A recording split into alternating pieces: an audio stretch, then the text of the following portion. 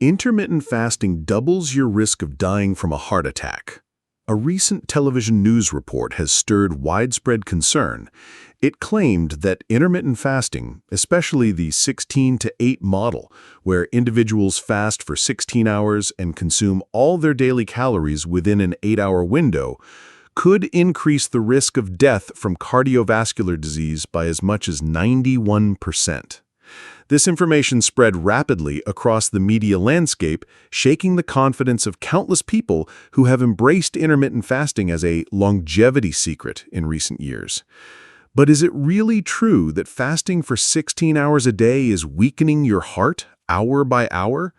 Are you unknowingly shortening your lifespan while believing you're making a healthier choice? These are not questions that only confuse newcomers to this dietary practice. Even seasoned health professionals have found themselves questioning long-held beliefs. Personally, I've received an overwhelming number of questions from patients and viewers of my channel asking, should I stop fasting? Is everything I believed in actually harming me? And can this information be trusted? These are valid and urgent questions, but the answers are not as simple as a yes or no, nor are they too difficult to grasp if you understand how to critically read and interpret scientific research. That's exactly what I intend to do in today's video, help you untangle the confusion by breaking down the very study that sparked this controversy. Together, we will take a close, honest look at the data, examine the methodology used in the research, and compare it with more credible studies that, unfortunately, the media has largely ignored. Because if you've chosen intermittent fasting as a way to improve your health, you deserve a complete, unfiltered explanation, not one distorted by headlines.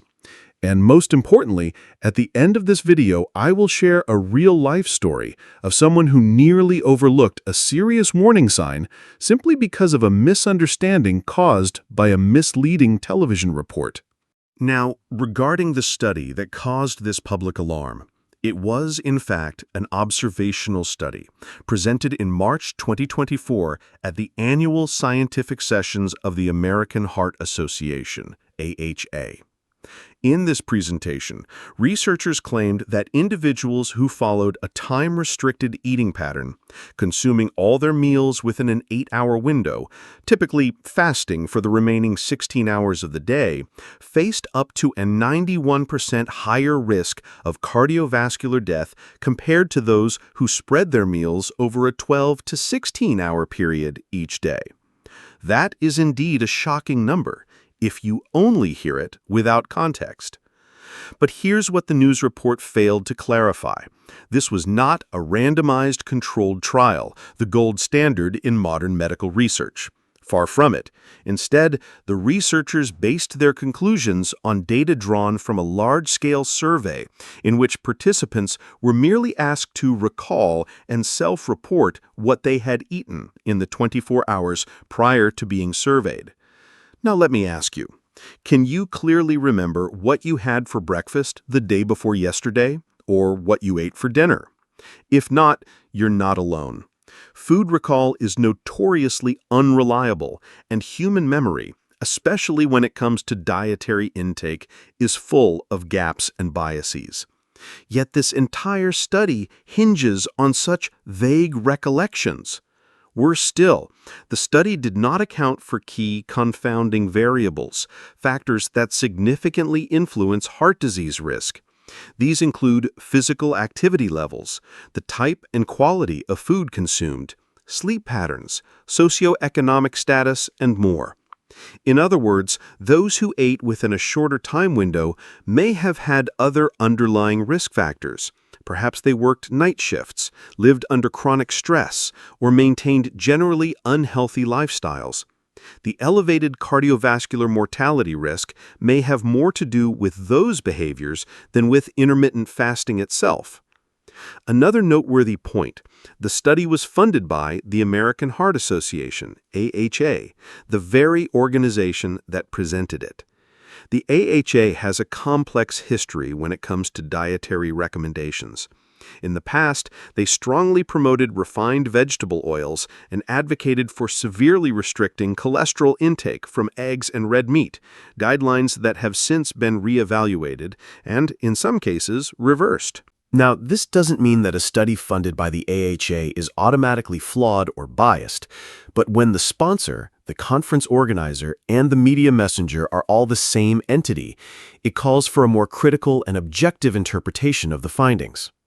To be clear, this controversial study is not necessarily wrong, but it is not nearly strong enough to support the conclusion that time-restricted eating causes cardiovascular death.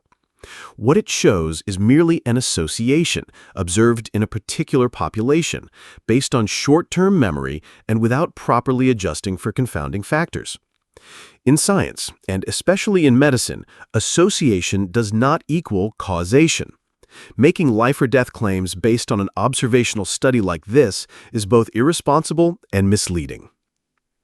More importantly, there are numerous peer-reviewed controlled clinical trials published in respected medical journals that show the opposite conclusion, that intermittent fasting may actually improve cardiovascular health.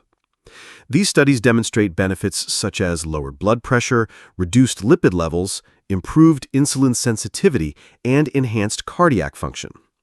Right after this, I'll walk you through 4 of those clinical studies, each one reviewed by experts, widely published, and far more reliable than the headlines you've seen on television. If you've ever felt alarmed by headlines claiming things like a 91% increase in risk of death, what you truly need isn't another news segment, but rather a comprehensive view built on well-conducted research, studies with controlled clinical trials, monitoring protocols, appropriate comparison groups, and publication in respected medical journals. Below are 4 such studies, each designed to answer a critical question. Does intermittent fasting help or harm your cardiovascular health? Study 1. 2025 Systematic Review, Weight Loss, Blood Pressure Reduction, and Improved Metabolic Health. The first study is a meta-analysis, considered one of the most reliable forms of scientific evidence because it combines data from dozens of prior randomized clinical trials.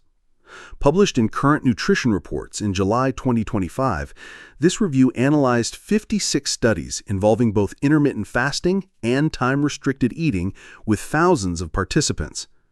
The results were striking.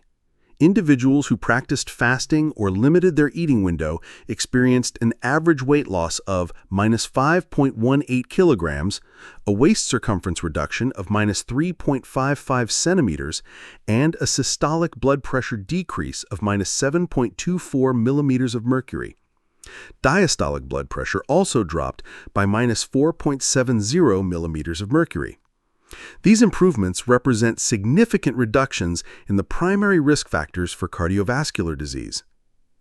Even more importantly, most participants did not experience any serious side effects, and the positive changes emerged within just a few months of adopting the fasting protocol. This study clearly suggests that intermittent fasting not only does not harm the heart, but may actively improve cardiovascular function by reducing visceral fat, lowering blood pressure, and decreasing insulin resistance, which are all core drivers of heart disease. Study 3. Randomized clinical trial, early time-restricted eating and diastolic blood pressure. The third study was a 14-week randomized controlled trial conducted by a collaboration between Professor Krista Varady and renowned circadian rhythm researcher Sachidananda Panda. It was published in JAMA Internal Medicine in 2022. This trial is among the few to directly compare early time-restricted eating, in which all meals are consumed between 7 a.m. and 3 p.m., with a conventional eating pattern spread out over more than 12 hours per day. The results were both clear and clinically meaningful. Participants in the ETRE group lost an average of about 2.3 kilograms. Their diastolic blood pressure dropped by 4 mmHg, and most notably, they experienced significant improvements in sleep quality and mood. There was no significant change in lean body mass, indicating that the weight loss primarily came from fat stores, not muscle tissue. One of the most compelling aspects of this study is its ability to control for confounding variables. All participants consumed the same type of food in identical calorie amounts. The only difference was the timing of their meals. This allowed the researchers to conclude that it was not the calorie quantity, but the meal timing itself that led to the improvements in metabolic markers and blood pressure. This reinforces a growing body of evidence suggesting that properly timed fasting protocols can yield cardiovascular benefits even without changing what or how much you eat. For older adults looking to improve heart health, this study offers strong support for adopting early eating windows aligned with the body's natural circadian rhythms. Study 4. A balanced perspective when fasting may carry risks. Not everyone should fast in the same way. That is the key message of the fourth study, published in Frontiers in Nutrition in early 2025. This was not a clinical trial, but rather a narrative review that synthesized current evidence and offered practical recommendations based on a broad and nuanced interpretation of the data. The authors acknowledged the well-established benefits of intermittent fasting, such as weight loss, improved insulin sensitivity, and better lipid profiles. However, they also offered cautionary insights. When done incorrectly, fasting can potentially backfire. For example, in older adults with low physical activity, prolonged fasting combined with insufficient protein intake may lead to muscle loss, a key risk factor for falls, osteoporosis, and early mortality.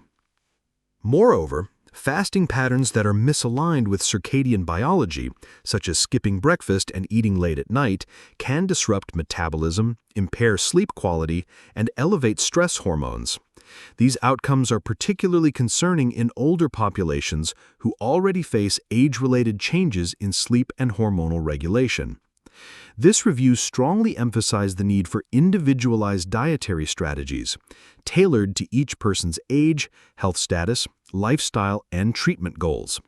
For example, a 65-year-old with cardiovascular disease who takes medication should not fast in the same way as a healthy 30-year-old aiming to lose belly fat.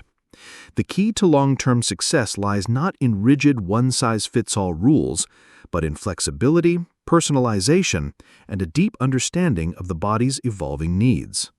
So, to rely solely on a single observational study while ignoring dozens of well-designed clinical trials would be a serious mistake. Science is never as simple as a flashy headline on television.